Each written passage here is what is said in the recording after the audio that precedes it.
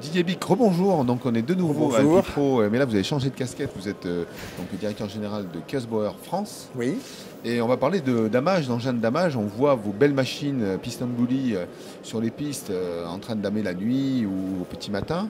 Euh, Est-ce que le secteur évolue? J'imagine que oui. Et quels sont les grands de l'entretien des pistes? Alors le secteur évolue et tant mieux, puisqu'en fait, comme on le constate quand même, il y a un petit peu moins de manteaux neigeux ou une épaisseur qui a tendance à diminuer. Et aujourd'hui, on arrive tout à fait à faire une piste avec 10 cm de neige, voilà, 10 cm un peu juste peut-être, mais 20, on va dire, on arrive tout à fait à conserver la neige, à la régénérer, même s'il n'y a pas de chute de neige. Donc les outils ont énormément progressé sur le damage dans ces 10 dernières années. Et ce qu'on est capable de faire aujourd'hui avec des périodes de pénurie de neige, on n'était pas capable de le faire quand on a eu cette pénurie dès la fin des années 80, début des années 90, où les stations faisaient moins 30% de chiffre d'affaires parce qu'il y avait moins de neige. Là, aujourd'hui, on est capable de limiter la casse. Alors, un peu moins de fréquentation, mais on est capable d'offrir des beaux domaines quand même. On peut travailler facilement la neige de culture avec vos machines aussi, parce que c'est quand même pas simple, hein. Nous, on a vu quelques pisteurs au mois de décembre qui en avaient un peu marre de, de faire du ski sur des trucs qui faisaient du bruit. Ouais. C'est quand même pas la neige naturelle. Donc, Non. est-ce qu'avec ces machines-là, Alors, on peut améliorer les choses? Bien sûr, alors la neige de culture, il faut savoir qu'elle est 2 fois plus dense que la neige naturelle, donc elle est plus difficile à travailler, elle est plus abrasive pour le matériel.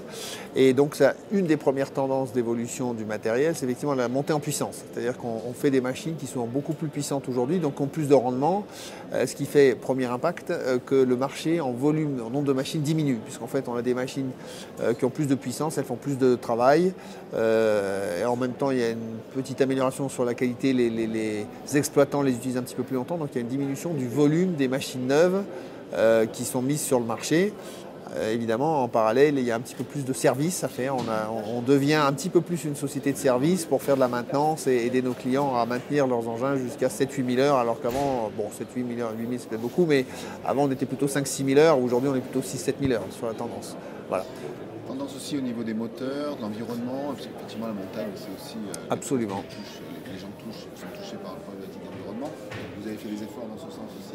Oui, alors il y a les exercices imposés qui sont imposés par la réglementation, puisqu'on a eu 3 normes successives, 2011, 2014, la prochaine est en 2019. Donc il s'agit de normes européennes sur les émissions polluantes, notamment les particules et les oxydes d'azote, NOx, donc qui sont réglementés. Et donc les moteurs évoluent de façon assez importante, puisqu'en fait, bon, le principe c'est de rajouter des systèmes catalytiques, de réchauffer plus et donc s'il faut réchauffer plus pour brûler des particules, il faut évidemment refroidir, donc des ventilateurs ou des systèmes de refroidissement plus gros.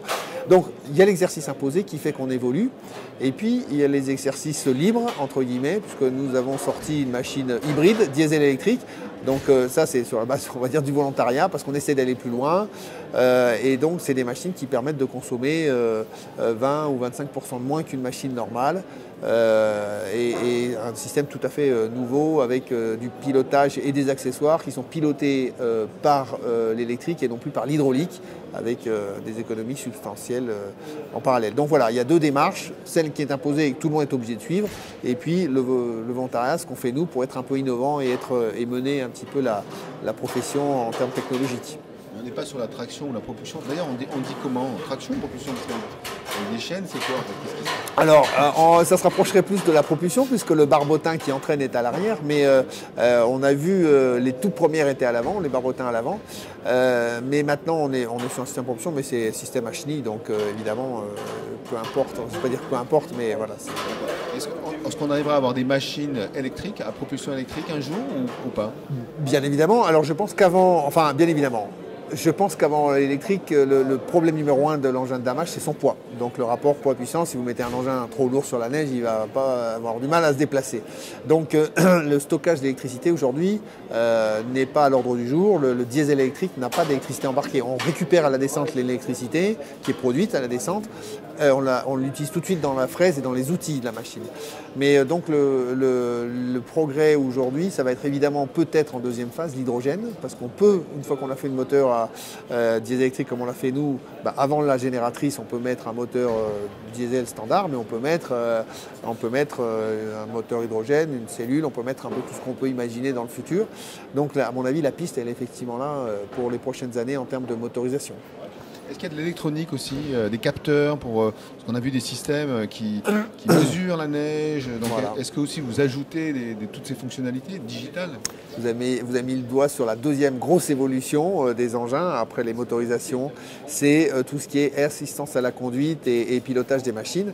Les systèmes notamment GPS qui permettent de mesurer la neige sous les machines, sous la machine et de permettre de mieux gérer le manteau neigeux. Alors aujourd'hui avec le digital, on va en parler aujourd'hui lors des assises, avec le digital on arrive à faire parler ensemble les machines, les systèmes de production neige qui dit bah, tiens là ici il y a tant de neige sous la machine, là il va en manquer sur le domaine, donc il faudrait déclencher les enneigeurs parce que on arrive à détecter qu'il manque de neige et on est en train de travailler sur des simulations en fonction de l'exposition de la piste, de la fréquentation des skieurs prévus, de la météo annoncée, ces projets qu'on mène avec Météo France notamment, pouvoir dire ben, compte tenu de ce qui va se passer dans les 15 prochains jours, il faut que je produise plus de neige ou au contraire j'en ai assez et je la répartis différemment. Voilà, donc on travaille beaucoup sur toutes ces aides à la conduite et l'amélioration de la gestion et du rendement, il faut quand même bien le dire aussi, et l'objectif il est là également. Donc des systèmes évidemment numériques, électroniques et tout ce que vous voulez. On avait vu aux rencontres Météo Montagne cet hiver justement une étude de cas qui présentait ce futur nouveau système intégré où on va avoir à la fois les dameuses, les pisteurs qui mesurent l'impact du skieur et tout ça dans un écosystème électronique impressionnant. Quoi. Voilà, donc nous on a développé au sein de Casborer un système français puisqu'on l'a développé à Mélan, à Grenoble avec une dizaine d'ingénieurs qui travaillent sur ces systèmes GPS de récupération de données, de transmission de données. Donc c'est une filiale de Casborer, ça s'appelle Snowsat et du coup elle travaille dans le monde entier puisqu'on en vend en Chine, on en vend aux États-Unis, en Nouvelle-Zélande, partout et c'est un système qui est extrêmement en pointe sur toutes ces données-là et on essaie de faire effectivement du prédictif également, puisqu'aujourd'hui on arrive à dire ce qu'il y a sous la ski, mais ce qui nous intéresse c'est de dire qu'est-ce qui va se passer et comment je dois gérer mon manteau neigeux. Donc on travaille également avec les fournisseurs de neige de culture.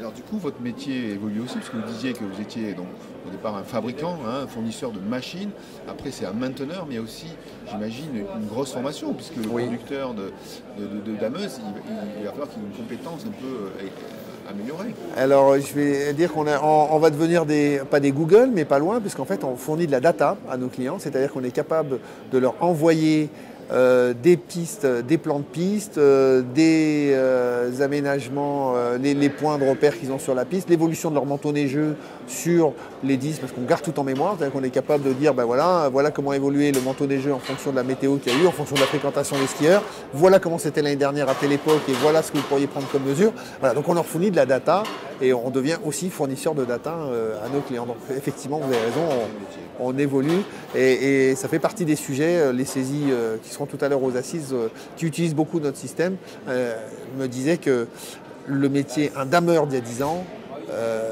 qui reviendrait aujourd'hui, c'est plus le même métier. Il a changé de métier. Merci. Merci à vous.